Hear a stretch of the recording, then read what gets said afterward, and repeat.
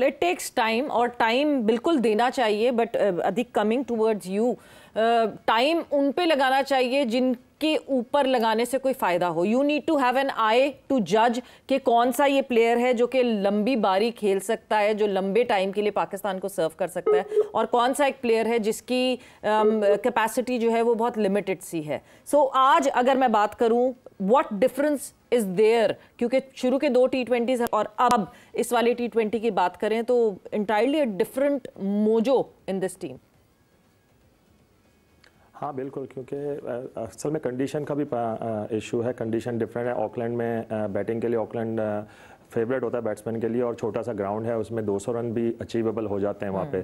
तो मेरे ख्याल से पाकिस्तान की बॉलिंग को क्रेडिट देना पड़ेगा कि आज उन्होंने खासतौर पे फास्ट बॉलर ने बहुत अच्छी गेंदें की और बहुत हार्ड लाइन पे गेंदें की हैं और डिसीव भी किया है। मगर एक चीज़ नज़र आई उसमें सवेरा के पाकिस्तान न्यूजीलैंड को 200 रन नहीं करने चाहिए थे, क्योंकि पाकिस्तान की फील्डिंग का बहुत लैप्सेस आए हैं। काफ़ी रन उन्होंने दिए, मेरे ख्याल से 17 to 80 run has Pakistan fielders have given away. तो ये चीज़ों को थोड़ा आहिस्ता आहिस्ता इंप्रूव करने की ज़रूरत होगी। ग्राउंड फील्डिंग में मैंने देखा एंगलिंग का इशू हो रहा था। छोटे ग्राउंड होते हैं तो उसमें आपको वॉक इन ज़्यादा नहीं लंबा करना पड़ता, क्योंकि आप अगर वॉकिंग ऑलरेडी 60 मीटर की बाउंड्री है या 55 मीटर की कहीं बाउंड्री होती है, अगर आप वॉकिंग करते हैं तो आप 5-6 मीटर और कवर कर जाते हैं, तो आपके एंगल ख़राब होने का डर होता है। तो उसमें ना कोशिश यही होती है कि या तो फील्डर बाहर से वॉक इन करे या स्टिल रहे, खासतौर पर बाउंड्रीज में। तो फील्डिंग का थोड़ा सा लैप्सेस थे, अदरवाइज बॉलर्स ने बहुत अच्छी गेंद की। और बैटिंग में तो भी मैंने इतना देखा नहीं है क्योंकि मैं यहाँ पे आया हुआ था।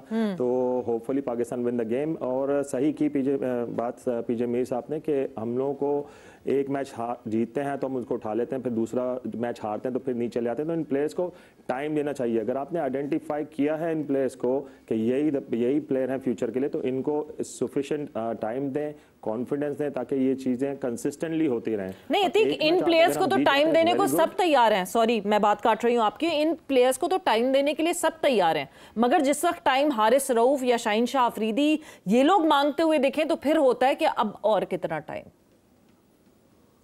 हाँ ऑब्वियसली, क्योंकि देखें अब आप इतनी सीनियर क्रिकेट खेल चुके हैं, ये परफॉर्मेंस स्पोर्ट्स है, ये ऐसा स्पोर्ट्स नहीं है कि यहाँ पे पाकिस्तान टीम में आके आप लर्न करना शुरू कर देते चीज़ों को।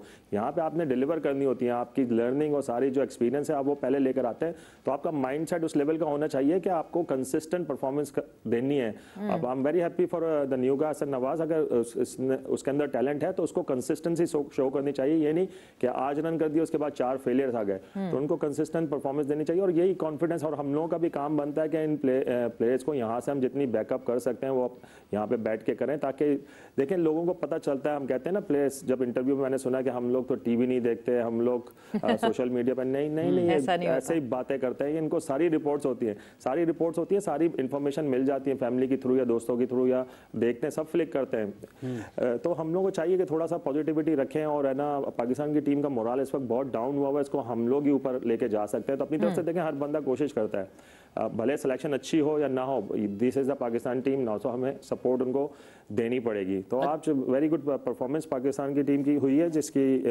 ज़रूरत थी सबको, और होपफुली कंटिन्यूस। अतीक साहब, ये जो पाकिस्तान के फास्ट बॉलर्स का आपने जिक्र किया है, उसमें क्या आज आपको तब्दीली नज़र आई, बेहतरी नज़र आई, जिस वजह से आपने कहा कि ऑकलैंड में रन ज़्यादा होते हैं लेकिन फास्ट बॉलर्स ने बेहतर बॉलिंग की आज?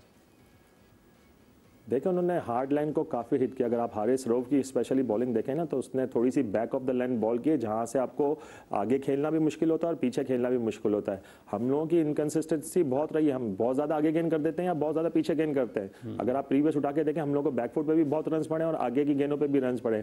मगर आज थोड़ा सा डिफरेंट नजर आया कि उन्होंने हार्ड लाइन को हिट किया, जिसमें पैडों पर भी गेंद मारी और बोल्ड भी किया प्लेयर को। तो ये मेरे ख्याल से मेन डिफरेंस था आज उनकी बॉलिंग में। अपडेट आपको देते चले, सलमान अली आगा 50 हाफ सेंचुरी कर चुके हैं 30 बॉल्स पर। So yes, they are cruising through. Hasan Nawaz आज कॉन्फिडेंट दिखे। अतीक, हसन नवाज के लिए बहुत सारे लोग डोमेस्टिक से बात कर रहे थे कि Hasan is a good player, potential है, बट शुरू के जो 2 मैचेस थे उसके बाद से वही जो हम बहुत जल्दी डिसीजंस लेकर और बहुत जल्दी जो है वो बातें शुरू हो जाती हैं कि ये लड़के ऐसा खेल रहे हैं, वैसा खेल रहे हैं, इनको ये नहीं आता, उनको वो नहीं आता। बहुत जल्दी क्रिटिसिज्म शुरू हो गई थी हसन नवाज पे, but eventually he has work through it. देखें, पाकिस्तान की डोमेस्टिक क्रिकेट की पिचेस और न्यूजीलैंड की पिचेस में ज़मीन आसमान का फ़र्क है। पीजे मीर साहब ने कहा क्लाइमेटाइज होना पड़ता है, आपको अंडरस्टैंड करना पड़ता है कि यहाँ पे बाउंस डिफरेंट होता है, यहाँ पे बॉल की जो हाइट है वो डिफरेंट आएगी, बल्ले के किस एरिया पे लगती है, क्योंकि नॉर्मली जब पाकिस्तान में आप खेलते हैं ना तो पाकिस्तान में जब हम बैट्समैन मिडिल करता है तो उनका जो मिडिल होता है थोड़ा सा लो होता है, इन तरह की विकेटों पे मिडिल थोड़ा सा हाई होता है, तो आपको उसके हिसाब से खेलना पड़ता है, तो आपको उसको बाउंस को एडजस्ट करके उसके हिसाब से हिटिंग करनी पड़ती है। और पहले 2 मैचों में हसन नवाज बहुत ही रैश तरीके से खेले तो उनको बाउंस ही ना पिच का उसका अंदाजा नहीं हुआ। So hopefully all the coaches behind the scenes and working hard with them, तो अब थोड़ा सा इनको समझ आई है उसकी, अब इनको कंसिस्टेंसी दिखानी पड़ेगी यहाँ से। अतीक, आप समझते हैं कि आज की जो हसन की इनिंग्स है इसके बाद अब कोचेस का काम शुरू हो गया पाकिस्तान के सपोर्ट स्टाफ का, क्योंकि अगर हम शॉर्ट पिच बॉल पर या 1-2 एरियाज और भी हैं जहां पर वो इतने कंफर्टेबल दिखाई नहीं देते बैटिंग करते हुए, तो ये जो स्किल है ये साथ साथ डेवलप करना पड़ेगी। अब sorry to cut you through again, 101 run या 100 सेंचुरी बनाई हसन नवाज ने। 44 बॉल्स पे हसन नवाज ये सेंचुरी बनाने में कामयाब हुए, विच मींस कि ये जो बार बार बात हो रही थी ना कि स्ट्राइक रेट, और क्योंकि ये जो ऑकलैंड का ग्राउंड है ये सपोर्ट भी करता है इस तरह के क्रिकेट खेलने को। So hats off to this young lad, just 2 more runs from 25 balls now. So Atiq, you can continue. ये तीसरे मैच में उनकी सेंचुरी है, तीसरे इंटरनेशनल मैच में 100 उन्होंने किया है। जी अतीक साहब, आप कोचेस की बात कर रहे थे तो मैं कोचेस से ये रिक्वेस्ट करूंगा कि अब ये जो नए प्लेयर हैं जिन्होंने परफॉर्मेंस कर दिया ना, तो अब इनको ज़्यादा छेड़ने की ज़रूरत नहीं है, क्योंकि होता है हमारे कल्चर में ऐसा है कि जहाँ पे एक बंदा परफॉर्मेंस कर देता है तो जो बैटिंग कोच और जो भी कोचेस होते हैं सपोर्ट स्टाफ वो उसी के साथ लग जाते हैं नेटों पे, फिर उसकी जो रही सही बैटिंग होती है उसको भी खराब कर देते हैं।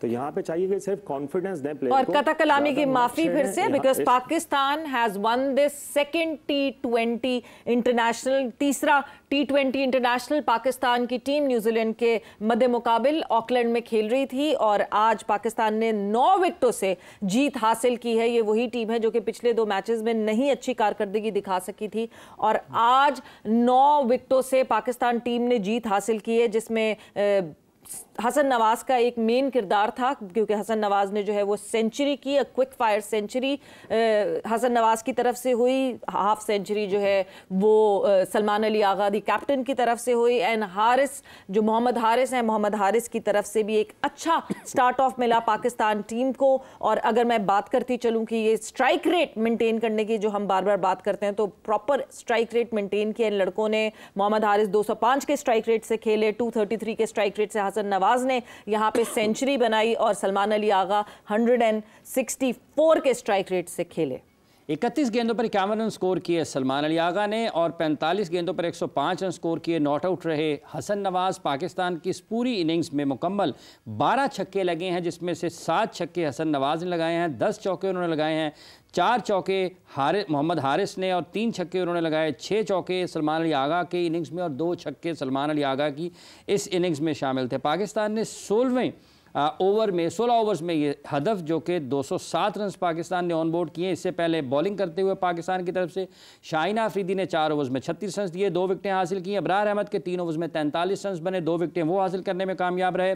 हारिस रऊफ सबसे ज़्यादा किफ़ायती गेंदबाजी का मुजाहिरा इन्होंने किया, 4 ओवर्स में महज 29 रन देकर 3 विकेटें इन्होंने हासिल की हैं। बास आफरीदी के 2.5 ओवर्स में 24 रन बने और 2 विकेटें इनके हिस्से में आई। 33 रन दिए 4 ओवर्स में। शादाब खान ने 1 विकेट हासिल करने में कामयाब रहे। सलमान अली आगा के 1 ओवर में 13 और खुशदिल शाह के 1 ओवर में 18 रन बने। तो ये पाकिस्तान की बॉलिंग कारकर्दगी थी। उसके बाद 20 गेंदों पर 41 रन स्कोर किए मोहम्मद हारिस ने, 45 गेंदों पर 105 रन। बस तीसरे मैच में, अपने इंटरनेशनल मैच में हसन नवाज ने अपनी पहली इंटरनेशनल सेंचुरी T20 क्रिकेट में स्कोर की है। ये जब फर्स्ट क्लास खेले थे उसमें भी इनके फर्स्ट क्लास के एक सीज़न में को 15-16 छक्के उसमें भी ये लगा चुके हैं। तो ये पाकिस्तान की पहली कामयाबी है। मुसलसल नाकामियों के बाद T20 क्रिकेट में पाकिस्तान की ऑकलैंड में बैरून मुल्क ये पहली कामयाबी है। बिल्कुल जी, ये पहली कामयाबी पाकिस्तान टीम की ऑकलैंड में। और जिस तरह ऑलराउंड परफॉर्मेंस दिखी, अगर बॉलर्स की बात करें तो बॉलर्स ने अच्छी कारकर्दगी का मुजाहिरा किया, जो कि जब इस ग्राउंड की बात करें तो यहाँ पे बॉलर्स के लिए बहुत मुश्किल होता है, बिकॉज जिस तरह ये ग्राउंड है और जितनी इसकी छोटी डायमेंशंस है उसमें बड़ा मुश्किल हो जाता है। बट विद दैट अच्छी खबर यह है कि पाकिस्तान ने आज का ये मैच अपने नाम किया, वो भी 9 विकेटों से अपने नाम किया। वक्त एक ब्रेक का हुआ है, हम जाएंगे एक ब्रेक पर। ब्रेक से जब वापस आएंगे तो डिस्कशन को आगे बढ़ाएंगे।